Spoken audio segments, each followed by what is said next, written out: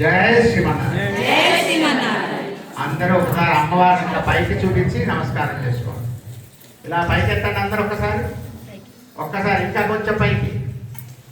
బోల్ మహాలక్ష్మీ మాయికి జై, బోల్ మహాలక్ష్మీ మాయికి జై.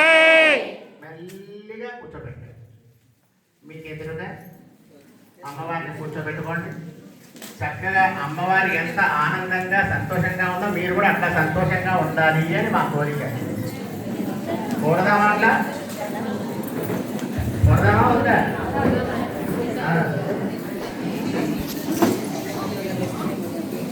ఇప్పుడు మీ అందరికీ కూడా అమ్మవారి పూజా కార్యక్రమాన్ని ఎట్లా చేయాలో చెబుతూ చేయిస్తాం. మీరే స్వయంగా చేసుకోవాలి. ఓకేనా? సెల్ఫీలు దిగే వాళ్ళందరూ తర్వాత పూజ అయిన తర్వాత తినండి. ఎందుకంటే మనకి పూజ కంటే ఎక్కువ సెల్ఫీల మీద ఉండే శ్రద్ధ పూజ మీద ఉండదు. అవునా కదా? ఎక్కడైనా అందంగా కాబట్టి చాలు ముందర ఫోటో దిగితే చాలు. ముందు దాంట్లో ఏముందో చూద్దాం అనుకోరు. ఆ అమ్మాయి యొక్క సౌందర్యం కావాలి. ఈ ప్రపంచానంతా కూడా నియంత్రణ చేసే ఎవరి చేతిలో ఉంది? ఎవరి చేతిలో ఉంది? గట్టిగా చెప్పాలి. ఆ అమ్మాయి యొక్క వైభవం తెలుసునా మీకు అంతా? ఎంతమంది తెలుసో చెప్పండి. చేయలేదు ఎంతున్నా తెలియదా మీకు అందరికీ? మీరంతా తల్లులే కదా, మరి తల్లి యొక్క వైభవం తెలియకపోవడం.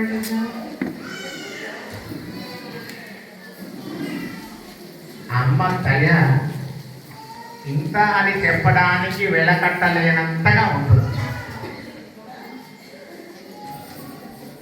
ప్రపంచాన్ని నియంత్రించే శక్తి పరమాత్మ చేతిలో ఉంటుంది. అది ఇలా ఉంటుంది అని నిరూపించడము ఎవరి వల్ల కాదు.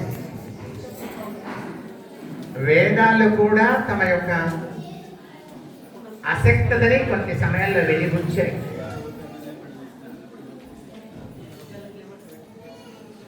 ఆ పరమాత్మని వేదాలలో గుణాలు